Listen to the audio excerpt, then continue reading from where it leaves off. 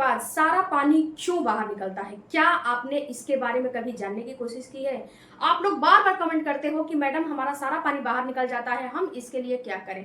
तो इस वीडियो को पूरा देख के जाइएगा, क्यों निकलता है और क्या आपको करना चाहिए, दोनों इस वीडियो में मैं कवर करने वाली हूँ। तो वीडियो को पूरा देखिएगा। सबसे पहले बात करते हैं फ्रेंड्स कि संबंध बनाने के बाद आपका पानी क्यों बाहर निकलता है, इसके बारे में थोड़ा सा जान लीजिए।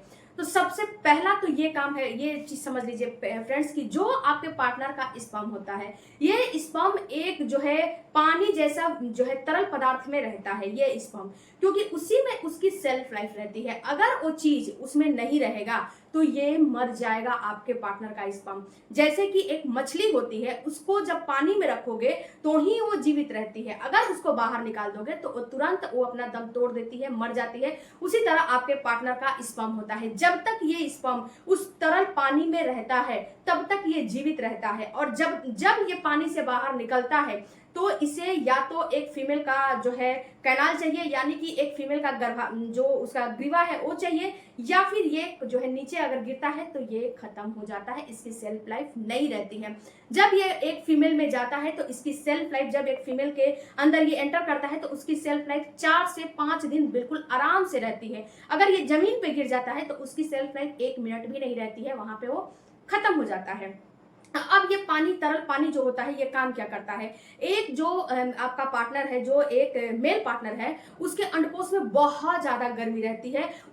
उसके जब जो उसकी गर्मी है उससे इसको प्रोटेक्ट करने का ये जेल काम करता है, ये तरल पानी काम करता है। ओके, उसी में ये स्पर्म रहता है, और जो भी दिक्कतें, जो भी परेशानी आती है, ये तरल पानी के ऊपर ही आती है, आपके स्पर्म के ऊपर नहीं आती है। बहुत ज्यादा दिक्कत होता है तो स्पर्म वहां पे खराब होता है। अब ये तो बात समझ लिए। अब ये तरल पानी का काम क्या होता है? ये तरल पानी का काम केवल इतना ही होता है कि जब एक महिला और पुरुष जो है कांटेक्ट में रहते हैं तो जो जो आपके पार्टनर का स्पर्म होता है उसे एक जो है फीमेल बॉडी के अंदर एंटर कराना इसका काम होता है। इसके बाद इसका काम वहीं पे खत्म हो जाता है, इसके आगे इसका काम नहीं होता है। इसके आगे जो महिला में डिस्चार्ज होता है उसका वहां पे प्रक्रिया शुरू हो जाता है, उसका वहां पे काम शुरू हो जाता है, और जो आपके पार्टनर का जो तरल पानी होता है वो उसका वहीं पे काम खत्म हो जाता है। इसलिए आप लोग जो है ध्यान दीजिएगा कि जब लोग आप कॉन्टेक्ट बना लेते हो या फिर बनाते हो तो वहां पे कुछ तरल पानी निकलता है, जो कि बहुत सारी महिलाएं कंफ्यूज हो जाती है कि ये हमारा स्पर्म है। वो आपका स्पर्म बिल्कुल भी नहीं है। ओके, अगर आपके पार्टनर का स्पर्म की मोटिलिटी, क्वालिटी, मोबिलिटी, क्वांटिटी बिल्कुल ही बेस्ट रहती है तो मिनट भी नहीं जो है लगते हैं, ये आपके फ्लिपियन ट्यूब में पहुंच जाते हैं। जब एक तक का होता है और एक फीमेल जो पार्टनर होती है उसका जो डिस्चार्ज होता है बिल्कुल फर्टाइल विंडो में डिस्चार्ज उसका आ रहा है, या फिर उसका डिस्चार्ज सही है, उस बिल्कुल भी वो उसका जो निचला अंग है बिल्कुल भी रूखा सूखा बेजान नहीं है, तो ये तुरंत उसे फ्लिपियन ट्यूब तक पहुंचाने का काम करता है। तुरंत फ्लिपियन ट्यूब तक ये पहुंच जाता है और वहां पे जाके डिपॉजिट हो जाता है। अगर आपके पार्टनर का स्पर्म थोड़ा सा कम जो है उसकी क्वालिटी भी है तो भी ये धीरे धीरे सफर जो है थोड़ा सा टाइम लगता है, लेकिन वहां पे पहुंच जाता है। ओके, तो ये आपने जान लिया कि जो थोड़ा बहुत निकलता है ये आपके पार्टनर का स्पर्म नहीं होता है, वो आपके पार्टनर का जो पानी, तरल पानी होता है वो होता है।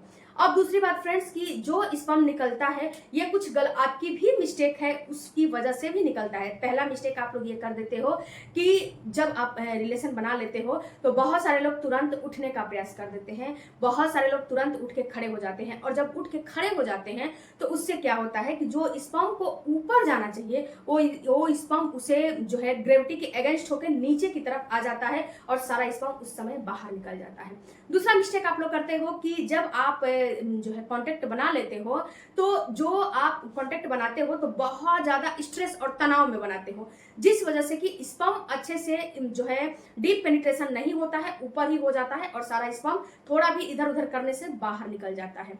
तीसरा मिस्टेक आप लोग करते हो कि जब आप लोग कांटेक्ट बना लेते हो तो टिश्यू पेपर का इस्तेमाल करते हो या फिर किसी भी गंदे संदे कपड़े का इस्तेमाल करते हो, अंदर से डाउचिंग करने का काम करते हो, जिससे कि आपका स्पर्म मर जाता है, और जब स्पर्म मर जाता है तो ऊपर वो नहीं चढ़ पाता है, नीचे की तरफ वो निकल के बाहर निकल जाता है।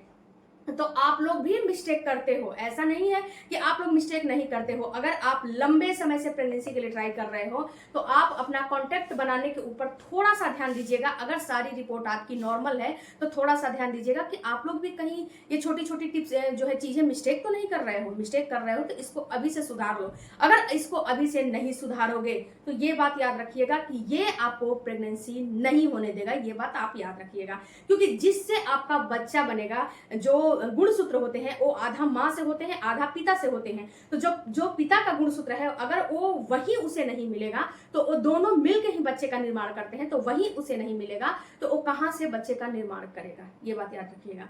इसके बाद जो चौथा आप लोग मिस्टेक करते हो, जब आप उठते हो तो आधे एक घंटे के बाद उठते हो तो आप लोग क्या करते हो कि बाथरूम में जाके या तो आप शैम्पू का, जेल का या फिर किसी भी चीजों का इस्तेमाल करते हो जिससे कि वो अंदर से क्लीन हो जाए। ये भी गलत बात है, बिल्कुल भी नहीं इस्तेमाल करना चाहिए। आपको केवल नॉर्मल पानी से, साफ क्लीन पानी से ही अपने निचले अंग को धुलना चाहिए। वो भी अंदर तक हाथ डाल के नहीं धुलना चाहिए, बाहर ही बाहर धुल के उसको छोड़ देना चाहिए।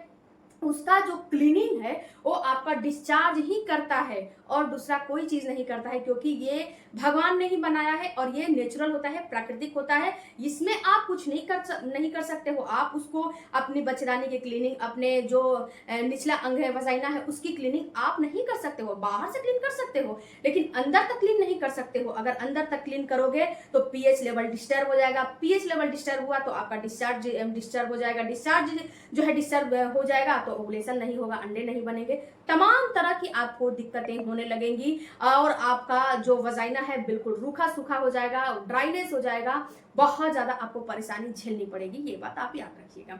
अब फ्रेंड्स आगे जानते हैं कि ये सारा तो आप मिस्टेक करते हो।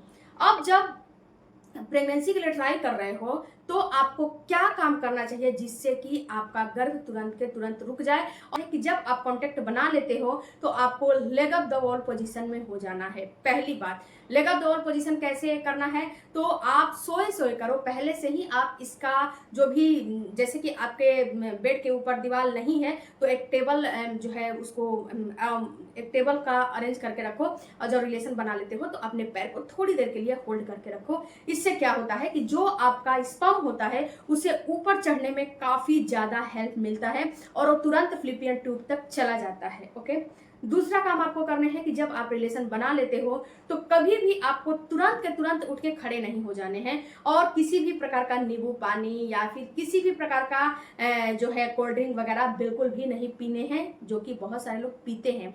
बहुत सारे लोग जो है रिलेशन बनाने के बाद नींबू पानी, कोल्ड ड्रिंक या फिर सोडा वाटर, तमाम चीजें पीते हैं, जो कि हमारे इंस्टाग्राम पे मैसेज आते हैं। फ्रेंड्स बहुत सारे लोग क्या काम करते हैं कि जब आप रिलेशन बना लेते हो तो उसके बाद आपको तुरंत डाउचिंग नहीं करना चाहिए, टिश्यू पेपर का इस्तेमाल नहीं करना चाहिए और बहुत ज्यादा स्ट्रेस में रिलेशन नहीं बनाने चाहिए। ये बात आप याद रखिएगा।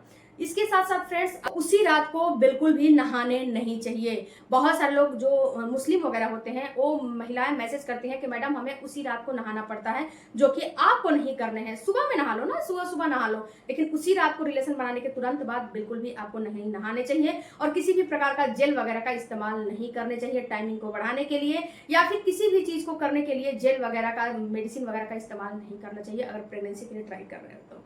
आई होप फ्रेंड्स कि ये वीडियो से आपको कुछ तो नॉलेज मिला होगा तो चैनल को सपोर्ट कीजिएगा। मिलते हैं अगले वीडियो में, तब तक धन्यवाद।